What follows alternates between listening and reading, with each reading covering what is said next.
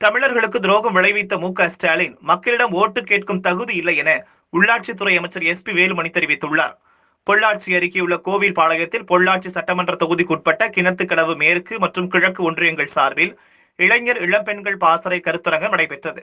சட்டப்பேரவை துணை சபாநாயகர் பொள்ளாச்சி ஜெயராமன் தலைமை நடைபெற்ற இக்கூட்டத்தில் உள்ளாட்சித்துறை அமைச்சர் எஸ்.பி. வேலுமணி கலந்து கொண்டார்.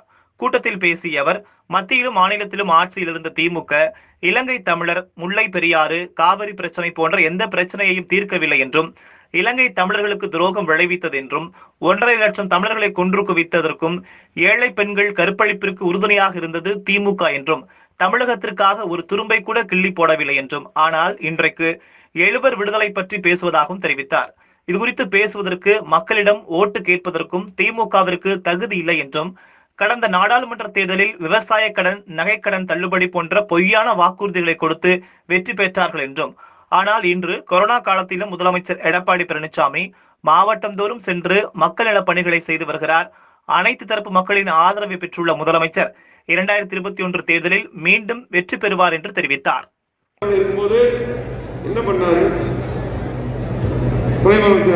அது மட்டுமல்ல, மத்தியிலும் மாநிலத்தில் ஆட்சி இருந்தாங்க. அன்னைக்கு 10க்கு மேற்பட்ட மத்திய அமைச்சர்கள் வச்சிருந்தாங்க. இன்னைக்கு டெய்லி வீட்டுக்குள்ளேயே போட்டு டிராமா போட்டு பேட்டி கொடுத்திருக்கக்கூடிய ஸ்டாலின் அன்னைக்கு எத்தனை பிரச்சனை முடிச்சிருக்கா? இலங்கை தமிழர் பிரச்சனை, காவிரி பிரச்சனை, முல்லை பெரியார் பிரச்சனை, பல்வேறு பிரச்சனை முடிச்சிருக்காங்க.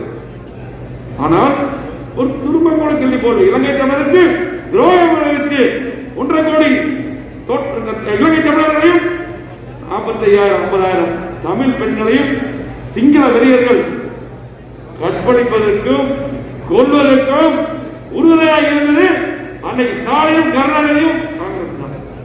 மறக்க முடியுமா? இன்றைக்கு பேரறிவாளர் பேசுறீங்க, 7 விடுதலை பற்றி பேசுறீங்க. முதல்வர் அற்புதமா சொல்றாங்க, நீங்க என்ன பண்ணீங்க 2000 அமைச்சர்கள் என்ன தீர்மானம்? எதுவுமே செய்யல. மு.க.ஸ்டாலினுக்கு என்ன பொறுத்தவரை சொல்றது, மக்கள்கிட்ட வந்து ஓட்டுக்காக தகுதியாக சொல்றது.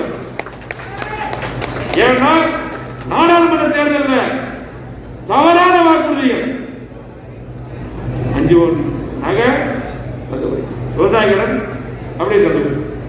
அதுக்கப்புறம் ஒவ்வொரு வீட்டுக்கும் மாதம் 7,000 பணம். இதெல்லாம் இந்திய அரசாங்கம் கையாளாலே அவ்வளவு பணம் பண்றாங்க. இப்படி பூராம கல்விகள் எல்லாமே இதெல்லாம் போய் சொல்லி ஏமாற்றி இன்னைக்கு எம்பி எத்தனை எம்பி இருக்காங்க? எங்காவது எம்பி நம்ம பார்க்க முடியுதா? நம்ம மகன் ஆகவே ஏமாற்றி போன இடத்துல நீங்க ஓட்டு வாங்கிட்டீங்க. மக்கள் தெரிஞ்சுட்டாங்க. ஆனால் எடப்பாடி அவர்கள் காலையில் இருந்து காலை 7 மணிக்கு அவருடைய பணி ஆரம்பிச்சுன்னா நைட் 1 மணி வரை எல்லாரும் பார்க்கிறாங்க.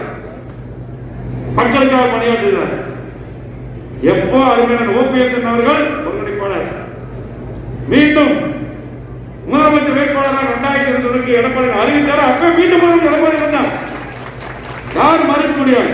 மக்கள் அனைத்து தரப்பு மக்களும் அவர் ஏற்றுட்டாங்க. நல்லா தானே பண்றாங்க, நல்லா தானே பண்றாங்க. எல்லா தரப்பு மக்களும் ஏற்றுட்டாங்க.